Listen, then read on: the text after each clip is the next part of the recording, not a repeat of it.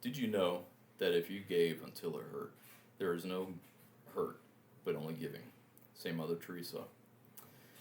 The late nun of Calcutta understood that leadership is encompassed solely and entirely in serving. Good morning. My name is Andrew Costeldero, and today I'll be presenting to you servant leadership. How a person serves another directly correlates to their effectiveness as a leader. A leader is first and foremost humble.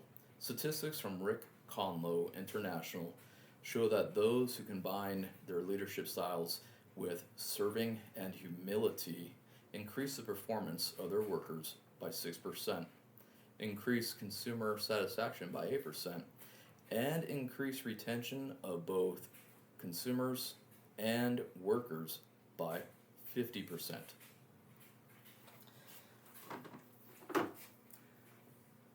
This simple broom and dustpan, and these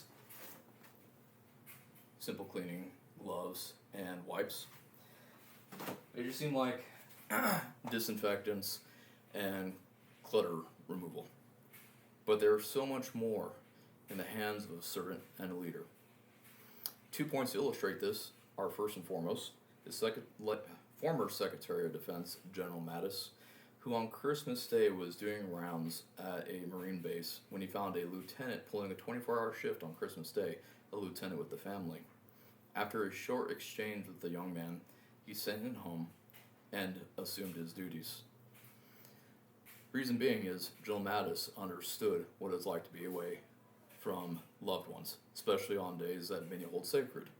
And so he himself, in humility and understanding the hardships that certain jobs may impose upon people, assumed the role himself and did all the cleaning duties, did all the logging duties that came with the job on Christmas Day. Secondly,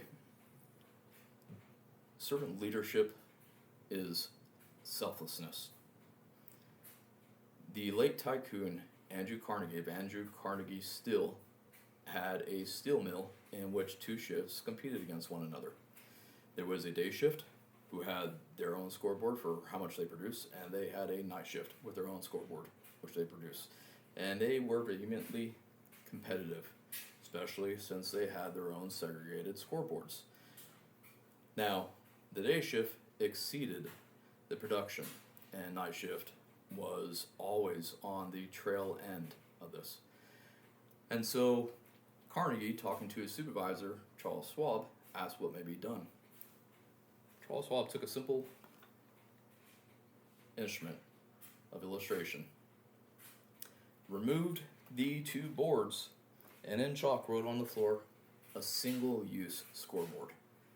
Because he understood that what belongs to you is yours, what belongs to you is yours, whereas what belongs to both of us is ours, and it unifies, it makes them selfless. And in doing that, he removed the bitter competition that was between the shifts, and not only did the night shift begin to produce the same amount as the day shift, but their production as a whole grew 200%. Where we can see this demonstrated outside of statistics is through Dionysius, a young Spartan in the Battle of Thermopylae. When asked if he feared the ensuing battle, he said no. And they could not understand why. And he said, well, let me demonstrate. This body that I have does not belong to me. It belongs to the people that I serve. And I don't fear losing what doesn't belong to me. He understood the value of selflessness. He encompassed what it is to be a leader through pure and utter servitude. Finally, a servant and leader expresses their leadership and servitude through the centrality of love and family. Because we serve in society, we serve in work roles, but we also serve in our homes as sons, daughters, fathers, mothers, brothers, sisters, and so forth. James Dobbs of Focus on the Family has shown through statistics that a present parent strongly influences their child to follow in both the morality and faith that they rear their children. Children raised without it and left to decide for themselves tend to be more wayward and less balanced. Statistics also show this from the America First Policy Institute that those who have present parents have not only better grades but higher education, have less behavioral issues, and are more resilient. Now, servant leadership encompasses humility, stooping down and serving those who are in most need, whether they ask for it or not, and to be able to fill their shoes and walk the mile with them. It is to be selfless, to not just assume our identity, but assume the identity that others need us to be so we can meet them at their level. And it encompasses the centrality of love.